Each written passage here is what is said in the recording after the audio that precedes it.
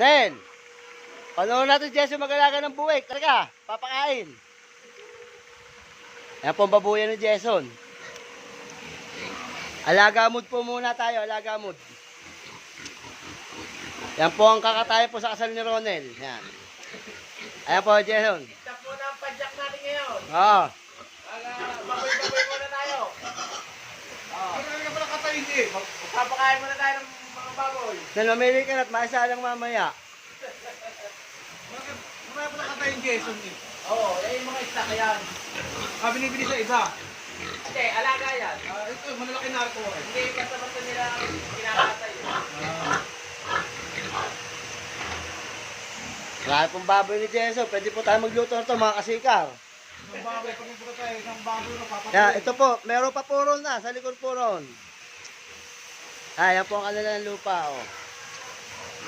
Ayan, yung kotse niya, yung aming service.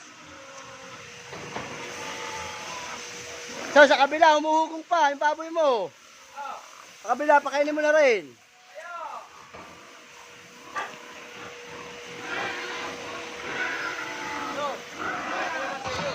Han.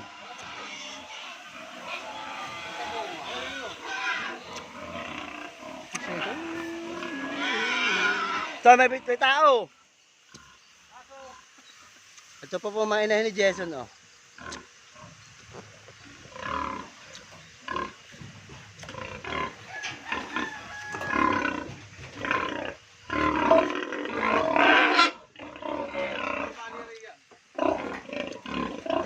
Nelo, nakaharap na ito. Pumitan mo na. Nel. Oh, naghahanap ng kas na ito.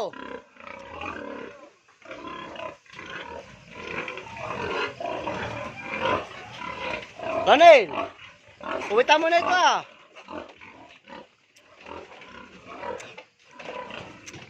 Tingnan po natin yung ano. Mga manok ni Jason.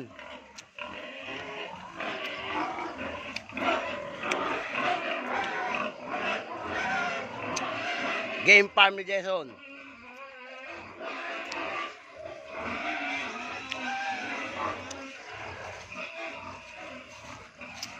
Punyo, quality, pang Facebook. Jumailap, pero magaganda yung manok nila.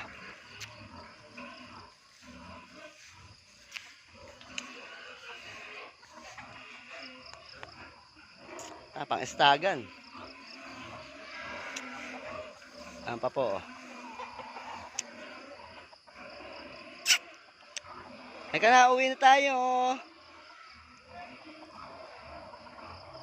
Uwi na. Magaganda manok nila. Balikan natin si Ronel. Ronel po, nag-aat ng bonsai.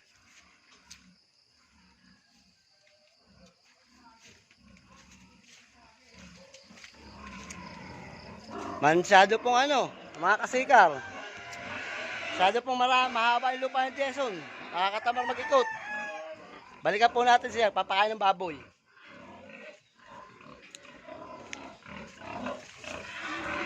Punta na ron na naman dala mo. Hindi na magkakasa kotse, baka ba na ayuwi natin. Nakaw, 50 pesos yan oy. Nakakarami ka na ah.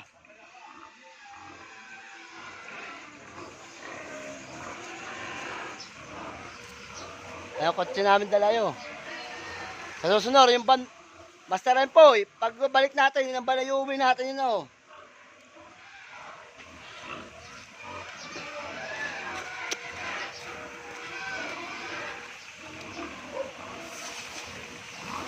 Ay, nanakbo eh. Oh, napagutusan nun ng kanyang itay. Nako, tinamad na ho. Kawa na ho. Yan ho, ayaw pa kayo ng baboy. Tinamad na. At gusto yung maggala na kami. Ito lang daw eh. Kalamansi yun. Kalamansi ba ito Jason na? Kalamansi.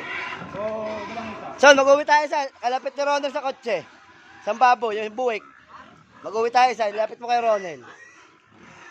Nakaligam kasya sa iyo kasi yun. Kalamansi. Dalang kita yan. Oh, kalamansi ito. Sinturi. Sinturi.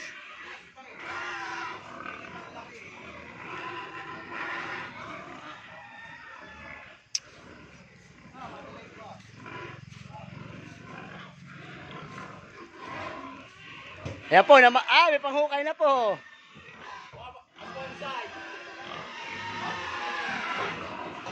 Wala nang isa din. Mga kasikar, mamaya na uli. Magbobonsero kami.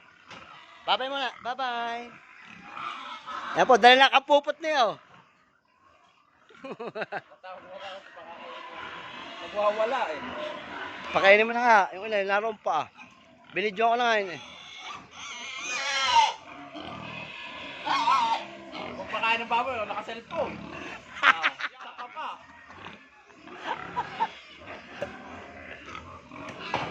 Pakinggan po natin kung ano pong usapan ng mga Batanggenyo. Arayoy, natawag sa kanyang inay at nauutusan. Wala ako kasing kasama mga magulang niya rito, kaya nung mauwi, ay talagang sinagad ang utos. Hindi na. Nakakangal eh. Sige, isa na lang. Ha?